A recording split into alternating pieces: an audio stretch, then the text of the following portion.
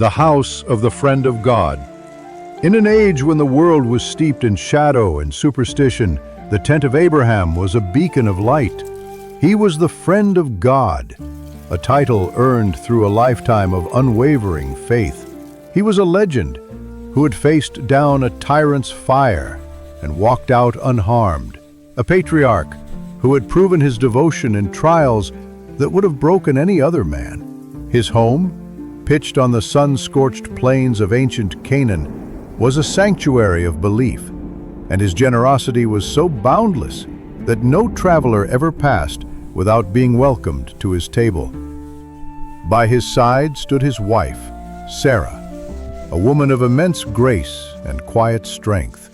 She was his partner in faith, having endured exile and persecution with him. Their home was a testament to righteousness, their love a model of devotion. Yet for all the blessings that surrounded them, a deep and silent sorrow permeated their lives. Sarah was barren. Through the long years of her youth and into the twilight of her old age, she had carried the profound grief of an empty womb. She had watched her husband, the great prophet, yearn for an heir, and had even lovingly encouraged him to have a child, Ishmael, with her handmaiden Hagar. But her own arms had never held a child of her own. Now, with her hair as white as snow and her body long past the seasons of fertility, the hope had faded into a patient, dignified acceptance of God's will. In her own heart and in the eyes of the world, she was a barren old woman, a closed chapter. Life continued in its steady rhythm of prayer, worship, and unwavering hospitality. Abraham's hands were always open, his table always set. This generosity was the pure expression of a heart overflowing with gratitude. But he and Sarah did not know that their most honored guests were yet to arrive. They did not know that three strangers were walking toward them from across the plains, their forms shimmering in the heat. And they could not possibly know that these men carried a divine decree so impossible, so contrary to the laws of nature, that it would shatter a lifetime of quiet resignation and fill the air with the sound of a woman's laughter. Guests, a feast, and a fearful secret.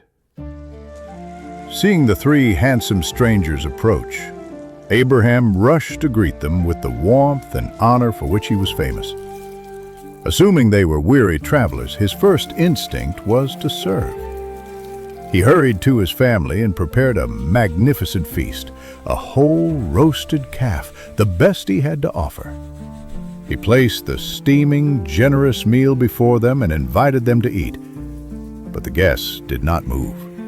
Their hands remained at their sides. A cold sense of dread began to creep into Abraham's heart.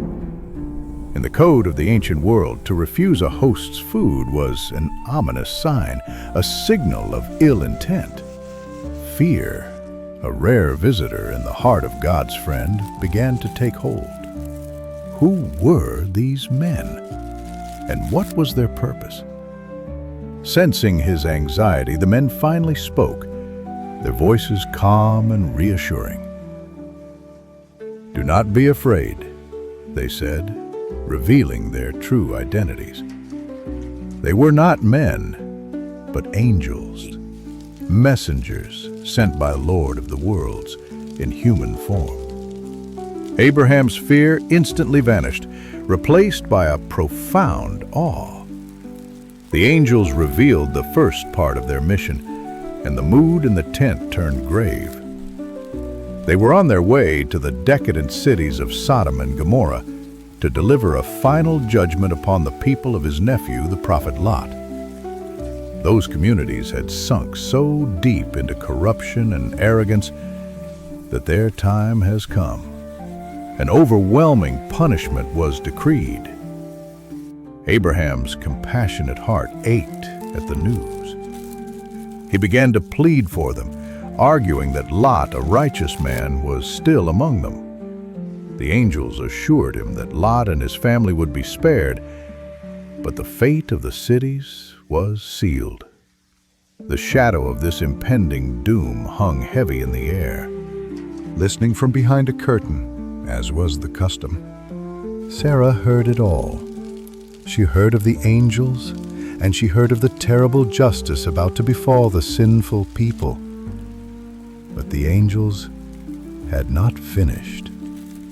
They had a second, far more personal message to deliver. Their grim news of destruction was about to be followed by the most astonishing news of creation. One of the angels then turned his attention to the silent listener, the elderly woman who thought her life story had already been written. He was about to announce a postscript so miraculous it would tear through the veil of her sorrow and provoke a sound of pure shock. A promise, a cry, and an impossible truth. The angel's voice was clear and certain, delivering not a prediction, but a divine promise. It was a promise of a future so full, it was almost too much to comprehend in a single breath. The sacred text says, "So we gave her good tidings of Isaac, and after Isaac, of Jacob." They promised her a son, and not just a son, but a grandson. They promised her a prophetic lineage, a sacred legacy that would spring from her own barren womb. For any other woman, it would have been a moment of pure joy. For Sarah, it was a shock that defied all reason.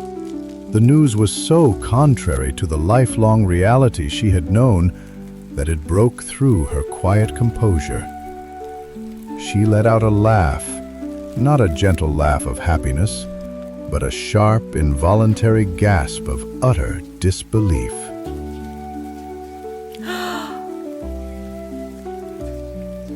Overwhelmed, she emerged from behind her curtain.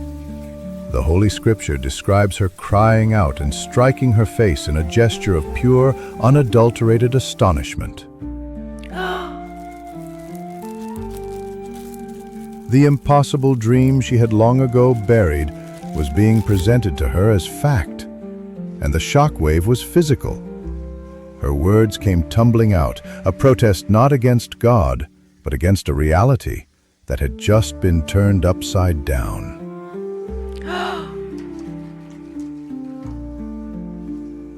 She said, disbelieving, "Woe to me," astonished. "Shall I give birth while I am an old woman, and this my husband is an old man?" Exasperated. "Indeed, this is a strange thing." Her cry was the voice of human experience colliding with divine power. She felt the age in her bones. She saw the years on her husband's face, and she knew the unchangeable facts of biology. By every law of nature, this was impossible. The angel's reply was not a rebuke, but a gentle and profound reminder. It was a question designed to lift her perspective from the earthly to the heavenly. They said, gentle, "Do you wonder at the decree of God?" Calm, "May the mercy of God and His blessings be upon you, O people of the house. Indeed, He is praiseworthy and honorable. Do you wonder at the decree of God?" The question recalibrated her reality. It reminded her of whose house she was in, the house of God's own friend, a place that had already seen fire become cool and safe. Why should the creation of life from a dead womb be any more wondrous than that? For the one who created life from nothing at all, what were age and barrenness but temporary conditions, easily overturned by His will? In that moment, the impossible promise became a certain truth. The laughter of disbelief softened into a dawning awe. The angels departed, leaving behind a silence in the tent that was no longer filled with sorrow, but with the stunned, sacred wonder of a miracle about to unfold.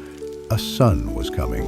His name would be Isaac, and through him, the story of prophecy would continue. The legacy of laughter. The story of the angelic promise and Sarah's laughter is not merely a heartwarming tale of a miracle. It is a critical turning point in the history of divine guidance.